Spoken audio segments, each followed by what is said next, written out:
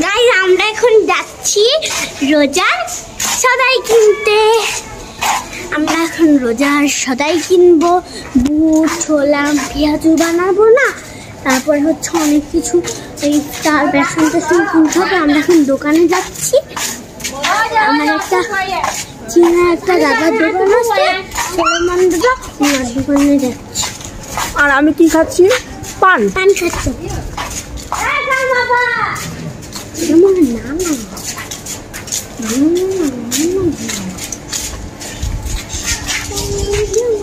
Hello guys.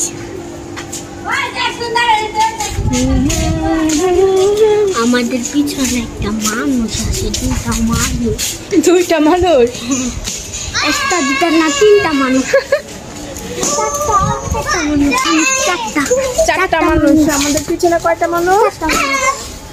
আমাদের সামনে তিনটা মানুষ।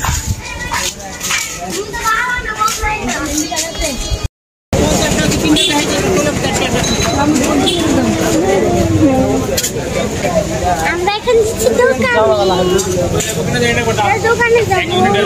আজকে বাজারে অনেক মানুষ তারা নামাজ, তারপর অনেকে আছে অফিস থেকে এসে রোজার বাজার করছে। সব মিলিয়ে বাজারের পরিবেশটা অনেক সুন্দর।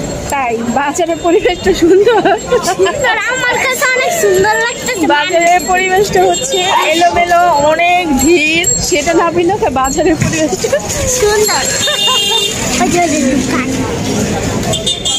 দোকানে যাবো।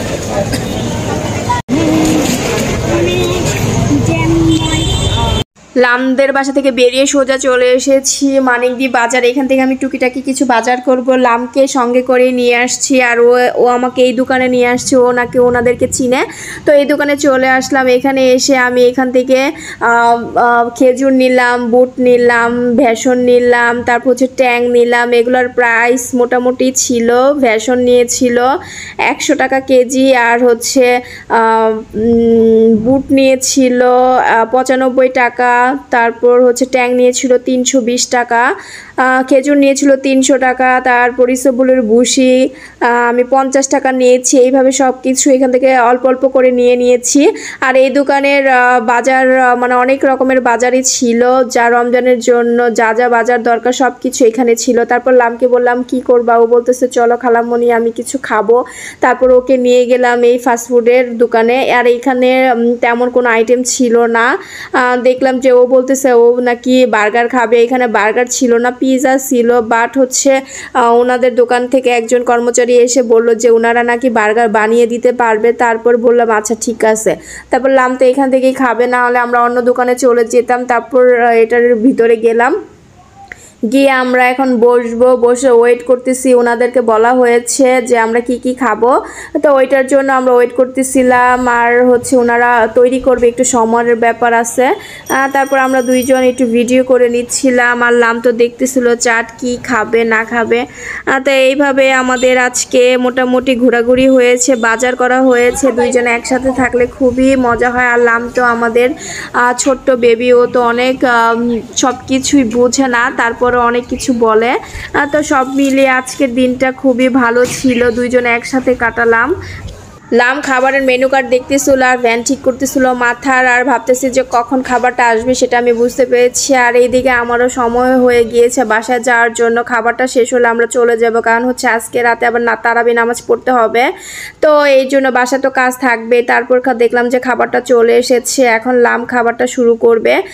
তো এটা হচ্ছে বার্গার, এটা আপনারা দেখলেই বুঝতে পাচ্ছেন। আর ও এখন খাবে, আর কাঠিটা বারবার সরাচ্ছিল কি করতেছে না করতেছে। তারপর বললাম যে মামুনি কাঠিটা সরে, তারপর খাও, পরে ও খাবে। এখন এই হচ্ছে ও টমেটো খেতে পছন্দ করে না, তার জন্য টমেটো থেকে সরিয়ে নিয়েছে। তারপর খাওয়া স্টার্ট করলো। তারপর খাওয়ার পরে বলল যে এত ঝাল ছিল, আর ওনারা যে স্পাইসি দিবে সেটা তো আমাদেরকে বলে নাই। আর বাচ্চা মানুষ কি স্পাইসি খেতে পারে নাকি? কেমন বার্গারটা? অনেক ঝাল, সসটা ঝাল, গ্লাসের জন্য অনেক ভালো, বাট অনেক ঝাল। বার্গার খাওয়ার পর লামের রিভিউ ছিল, বার্গারটা ছিল অনেক স্পাইসি, আর বাচ্চাদের আমি স্পাইসি অর্ডার করিনি, ওনারা ভুলবশত এটা দিয়েছে। তারপর লামের অবস্থা খুবই খারাপ ছিল, চোখে মুখে অনেক পানি চলে এসেছিল, কান্নাও করতেছিল এরকম টাইপের। তারপর এটার মধ্যে নাকি আমি পরে শুনতে পেরেছি বোম্বাই মরিচ অ্যাড করতে, পরে ওকে আমি কিছু ঠান্ডা খাওয়ায় নিলাম। তারপর আমি ওকে বলতেছিলাম যে এখন কমছে নাকি, তারপর ও বললো ঝাল কমছে, পরে বাসা চলে আসে।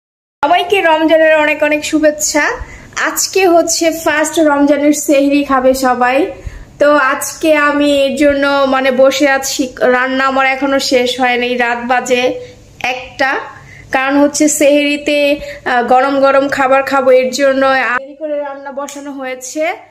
তো আপনারা কে কি করতেছেন অবশ্যই আমাকে জানাবেন কমেন্টে। আমি তো এখন বসে বসে রান্না করতেছি, কারণ হচ্ছে আজকে আমি দেরিতে রান্না বসাইছি, এর জন্য ওয়েট করতেছিলাম। এখন তরকারি রান্না করব, তারপর হচ্ছে ভাত রান্না করব, তারপর একটু ঘুমাবো, তারপর সেহরির জন্য উঠবো। 2023 সালের এই প্রথম রমজান শুরু হতে যাচ্ছে, সবার জন্য অনেক অনেক শুভকামনা রইল। সবাই সুস্থভাবে যেন রোজাগুলো সব করতে পারে, সবার জন্য অনেক অনেক দোয়া রইল, আর আমাদের জন্য দোয়া করবেন। চলুন আজকে আমি কি রান্না করি সেটা আপনাদের সাথে শেয়ার করব। বাসায় এসে আমি ফ্রেশ হয়ে রান্না বসিয়ে দিয়েছি, আর আগে থেকে সব কিছু রেডি করা ছিল। এখানে ছিল পটল, মাছ, আলু দিয়ে আমি রান্না বসিয়েছি, ভালো করে কষিয়ে নিচ্ছি।